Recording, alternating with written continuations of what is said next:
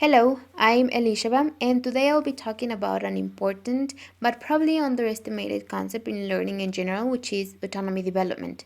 So, let me start by asking you how important you consider autonomy development is in learning nowadays, and how much do you think it is actually promoted? I asked myself these questions before starting this research, and I knew autonomy is important. But when I started to pay attention to my classmates and my students, I noticed that it is very easy to say it is important, but actually very difficult to apply in the classroom. So, this whole research was born when I noticed that it was very hard for me and other students to get a certification document, for example.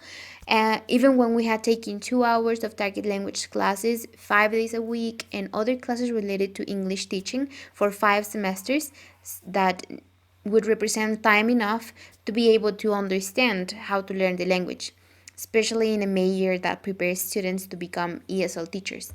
So, with this problem, I started thinking about the possible reasons why we were not being the proficient learners the school was expecting us to be. And reading about our educational program and the learning theories behind it, I found a constructivism that states that learners are supposed to build their own learning, which is an idea closely related to autonomy. Then I asked myself, are we really autonomous? And we carried out this research to find out specifically how much students know about autonomy, their level of autonomy, and according to their own perspectives, what were the factors or are the factors that are involved in autonomy development. So, this brings me to the research questions of this study.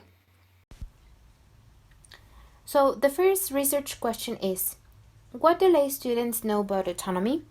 I started with this question because, as I didn't know much about autonomy, I wanted to know if it was the same problem for other students and if it was a factor for not being autonomous or if there was a misconception of this term.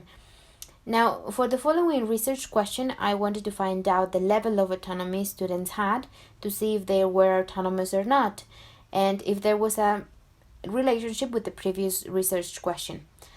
So the question is, to what extent are lay students autonomous in language learning? And finally, the last question, according to lay students' own experience, what are the factors that are involved in autonomy development? Then with these questions, the objective of this research is to find out how much students know about autonomy, their level of autonomy, and the factors that, according to them, are involved in autonomy development. Now, let's talk about the important concepts of this research, the literature review. Well, firstly, we have autonomy, which is the main issue in this study.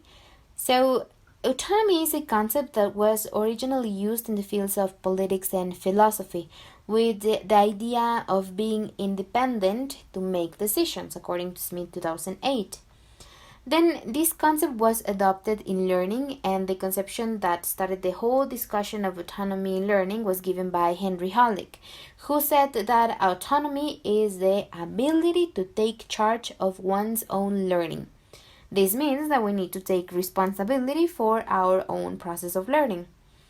Now, autonomy started to make room in the 70s with the Centre Recherche et d'Application Pédagogique en Langue, better known as CRAPEL.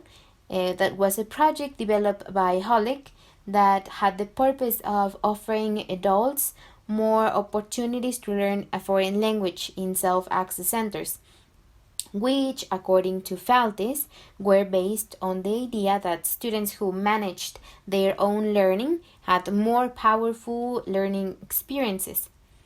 But later on, it was seen that learners were having problems in setting objectives, in selecting methods and contents, and that was a problem to which Krappel reacted by offering counseling to learners, which resulted so much better. Since then, autonomy has been defined by different authors, taking into account different elements. For example, Little, 2004, says that the learner has a certain intention to learn or learn intentionally, and Benson, 2006, claims that the process of autonomy starts with motivation. Moreover, Yavenuka Mendy in 2014 says that it is an activity on the mind, and that means that metacognitive skills are also involved. Moreover, according to Barrantes and Olivares 2013, there are three important metacognitive parts of autonomy, which are planning, monitoring, and evaluating, that at the same time are dividing in setting objectives, in defining contents, selecting methods and techniques, monitoring, and which is the part in which teachers play an important role, and of course evaluating. Now let's move on to define metacognition. Well, according to Hauke's 2018, metacognition is the awareness of one's knowledge, experiences, emotions, and learning. So it is to recognize our mental processes. But not only that, because Shank and Go 2006 say that it is to choose and use learning strategies. Then it doesn't only apply in recognizing the process, but also using the tools necessary to learn. Now that we know what autonomy is, what is the role of the learners and the teachers? Well, as previously said, autonomy involves responsibility, and that is where the role of the learners start by making decisions about what to do, as Durden claims, but also to have certain attitudes towards learning. Also, Yavenuka Mendy explains that these decisions should be made with consciousness about how learning works for them and what teachers and schools expect them to do. Now, teachers also have a specific role. First, Huang 2006 says that there should be a negotiation between learners and teachers. Then the responsibility is not only on one side of the process. Besides, Farmer 2006 says that teachers take the responsibility of administrative functions such as curriculum design, goals setting, and also that teachers recommend learners or should recommend learners actions that can take in order to improve their learning, and also, of course, provide resources. Moreover, Minard 2010 says that teachers also have to motivate students to support autonomous learning and be a guidance for them. So now that we know what autonomy is and the teachers and the students' role, let's talk about autonomy in our context in Mexico. Well, it was introduced to our country with the self-access centers by CEP and the British Council.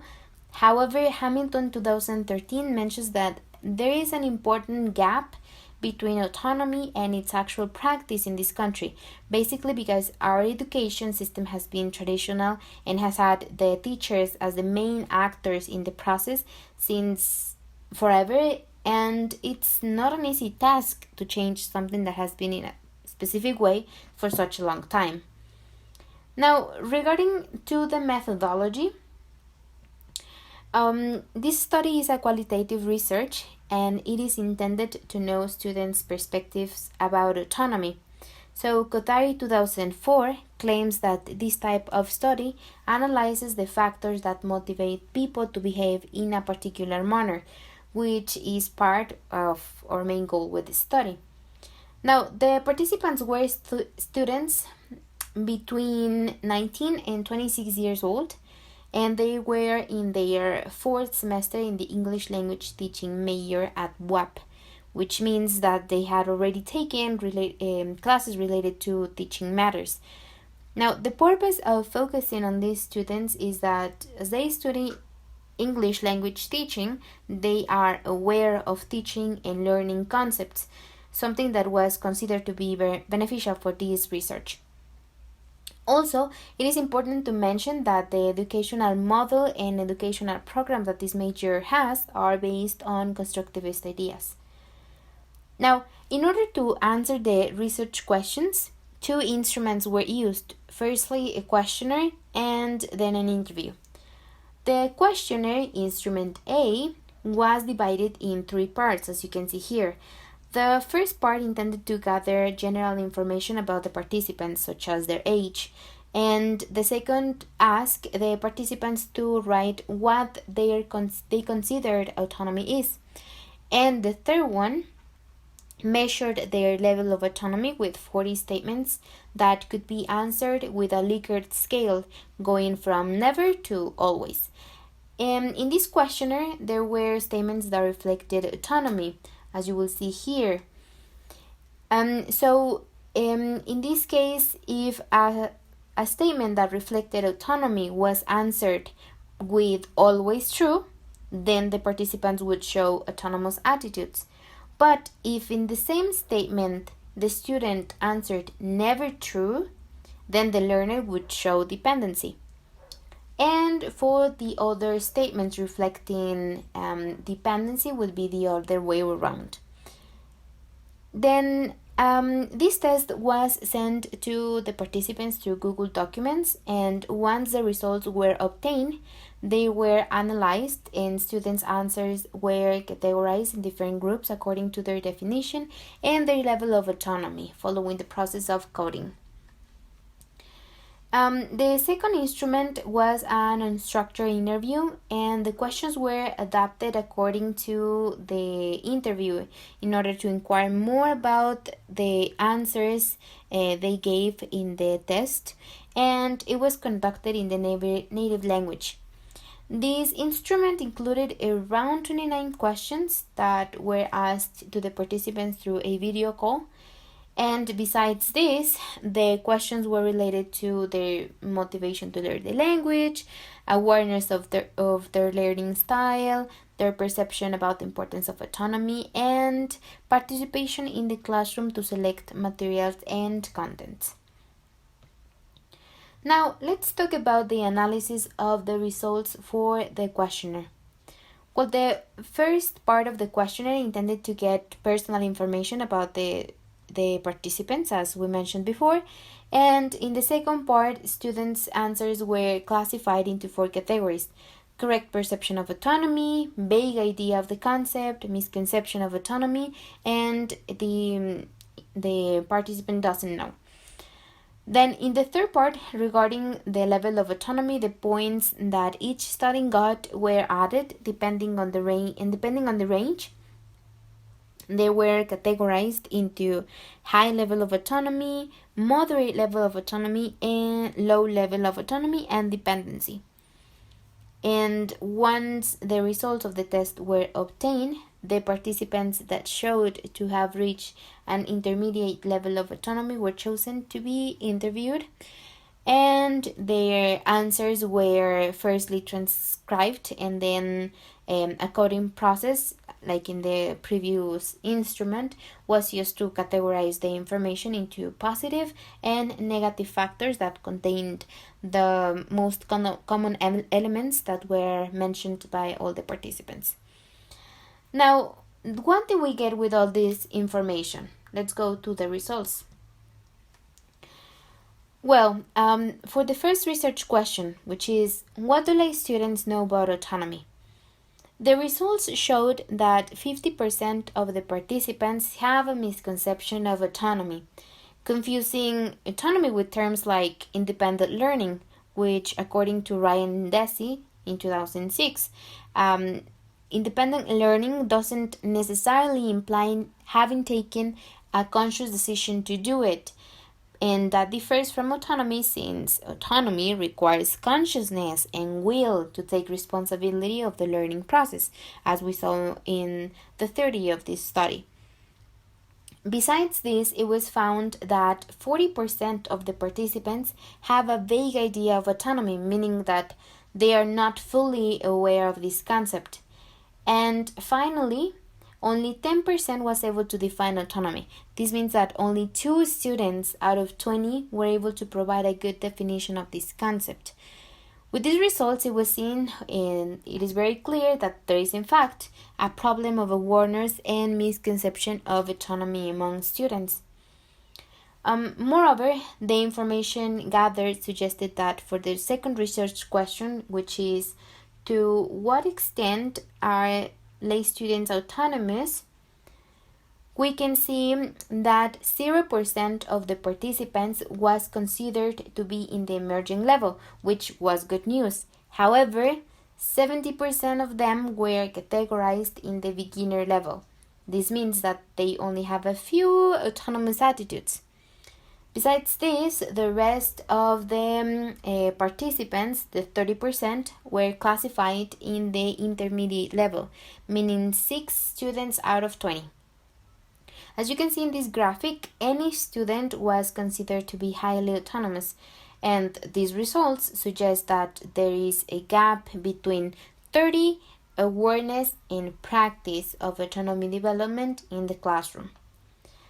Now, the information gathered from the interview was used to provide an answer to the third research question. According to LEI students' own experience, what are the factors that are involved in autonomy development? Here it was found that students' answers were mainly related to 7 themes. The first one is motivation to learn the language. Here it was seen that these participants have a positive motivator to learn the language and that they have a clear objective, as you can see in these examples.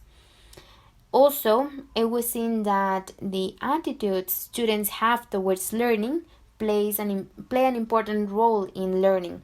For example, the results revealed that they have a positive attitudes towards learning that include will to learn and responsibility to do it, as you can see in these other examples. Another factor is that they recognize the importance they have for the role of the learner.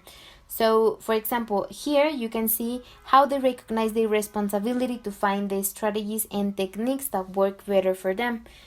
However, it was seen that the negative side of this factor is that some of the participants think that their role is limited because there are certain things that, according to their perspective, only the teacher is responsible for.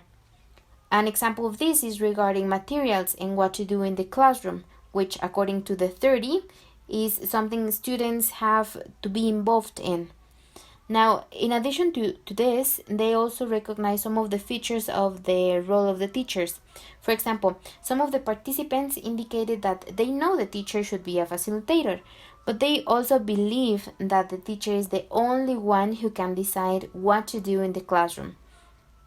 Now, the next factor that was found is related to materials and activities used in the class that has also a negative side, since students express that they are not provided with many opportunities to participate in the decisions regarding what to do in the classroom or which materials to use or how to evaluate.